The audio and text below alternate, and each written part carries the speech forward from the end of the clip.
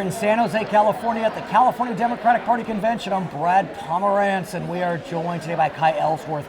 He is a candidate for the California State Assembly representing the 5th Assembly District in North State, California.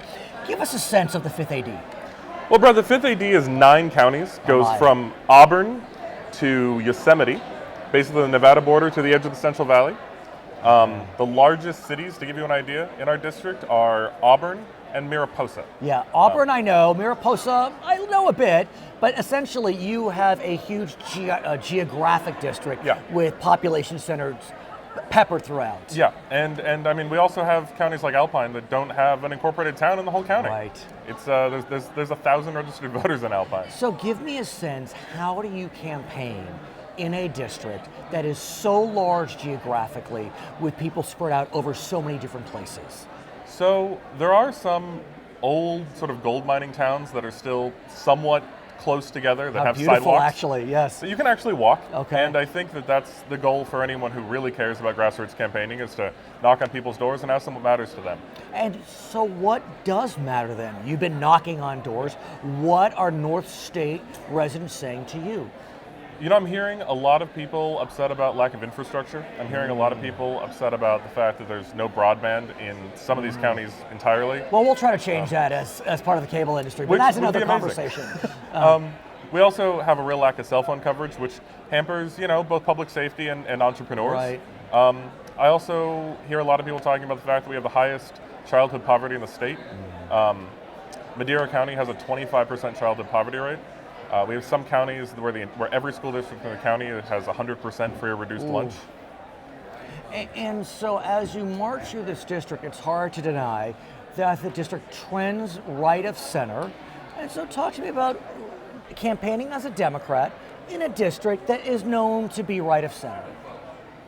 You know, I think the district leans right of center. The district also leans very heavily towards no party preference. And I think that's because people don't really feel in these rural counties like the state government does anything for them. I hear you. And I think if I can convince them that I'm going to fight to convince the state government that all of California matters, not just the big cities, not just Silicon Valley and LA, then I can win people's votes regardless of their party. And I think about some of those counties, they are hotbeds of support for the state of Jefferson, which would be breaking off of California. Do they also want to pull some of Southern Oregon? Yeah. So the state of Jefferson proposal is, I think, probably prompted by that lack of feeling that the state government even knows that they exist. And I can't blame them for that. I think really strongly that California is the greatest state in the union, and we need to preserve it. But we need to make sure that everyone who lives here gets its benefits. So I want to get a sense from you as you march through this convention. Why was it important for you to be here? What is it about these types of conventions that attract candidates like yourself? You know, I think as a first-time candidate, it's good to meet people who have done this before. It's good to meet fellow candidates, good to meet assemblymen. It's also a really great way for me to get in front of a lot of, at least, people strong in the Democratic Party in the region. Because the region's so big, it's nice to have everyone in one place. That's harder to do in a place as big as the 5th Assembly District. And you are a unique candidate in that you are young, you're in your 20s, but you're also an Iraq War veteran, which I'm rendered speechless when I think about someone of your, and I say this with all the respect intended, tender years, having spent time in a war zone. Talk to me about that time and how it informs your run for state office. I was in Iraq in 2008, which was the height of the surge and the height of the insurgency. And I think that more than anything, it informed the idea that democracy works in America because we force it to. It's a choice we've made as a society, and that's a choice we have to keep making every day. Right. And part of making sure that all Americans are invested in that system is making sure that everyone receives the basic benefits of this amazing nation that we live in. And I'm just hoping that I can do that and join the long list of veterans who have gone on to continue public service in elected office. And so when you speak with constituents about your service, what's the sense, what's the feedback? I get a lot of thank you for your service, which Right. is something I've never been comfortable with, and I hope that doesn't come across as false modesty. No, It's just not. no, I get it. There's not an answer that most people. It was a job I did, and I was very proud to do it. But otherwise, I think that there's a lot of people who appreciate the fact that I was willing to work for the country before I thought I had any right to be part of its leadership. And I hope that people see that I feel that way. Okay, I want to talk more about North State, and I have to ask you about the drought. Yeah. Because the drought has been absolutely brutal to face up and down the state. I want to talk about the drought pre-2016 because we've had some relief, arguably. Right.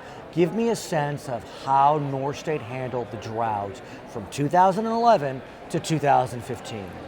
Well, the 5th Assembly District especially is interesting in that we have some of the biggest reservoirs in the state. Right. But in the southern part of the district, we have the cattle ranchers who are hurting in some ways the worst from the drought. And we also have the pressures of development from a lot of the cities that are just outside the district that are expanding their urban sprawl and taking groundwater away from those ranchers and farmers. And that's a real issue. I also think that this drought and the fact that the water does tend to come from the regions in the north is part of what's prompting that state of Jefferson movement. This idea that, we have water, if we could keep it all, it'd be fine. And unfortunately, that's a very short-sighted view, both in a basic humane sense, because we're not actually going to tell LA they can't have water ever again, and also because most of that water is actually federally owned. So what we need to do is find a way to make those people feel like they're part of the process and they're getting something for the natural resources of the beautiful place they live without doing something crazy. Now let's talk about 2016, because while we were anticipating a Godzilla El Nino, Right. especially in Southern California, that Godzilla didn't make it to the south, it made it to the north. Yeah. And we look at the Sierra Nevada mountains and we're almost at average. I mean, it is wet and it is snowy. And so how are your residents feeling? As we just saw, the state didn't meet its water reduction goals That for the is first true. time. And I think that's really sad because I don't think those water reduction goals have hurt the average person. I think we need to look at mitigating them for farmers and ranchers as things get better, but I think the average person's learned that they don't actually need to water their lawn as often. They don't actually need to hose down their car as often. Those seems like things that we should probably try to continue generally as a state, because I think our water situation is going to be a lot more fluctuating. But here's the challenge, I think. You talk about this division and this desire for the state of Jefferson. It's only going to get a little trickier when you consider that North State got so much water and Southern State has not. At the same time, things like schools and roads, those things only work in rural California because we get some money from big cities. It all balances out at the end of the day. We're all in this together. But do they We're all know? one state. But do your constituents appreciate that? Do they recognize it? I think they understand it viscerally. I don't think they think they're getting a fair shake, and neither do I. And I'm hoping that we can. And what's interesting is some talk about the North State divide. I wonder about the East-West divide. In some ways, it's more coastal inland. I think it's really true. And so, what's your sense of that divide? I think people around the country tend to really think of California as its big coastal cities, as the Bay Area and Los Angeles, and to a lesser extent places like San Jose and the Silicon Valley. Sure. And I think people forget that most of California is still what California's always been. It's cattle ranchers and prospectors. In my district, I have people who still pan for gold for a living. I want to go and play with them. His name is Kai Ellsworth. He is a candidate for the California State Assembly, 5th Assembly District. We are coming to you from San Jose at the California Democratic Party Convention. I'm Brad Pomerance on Charter Local Edition.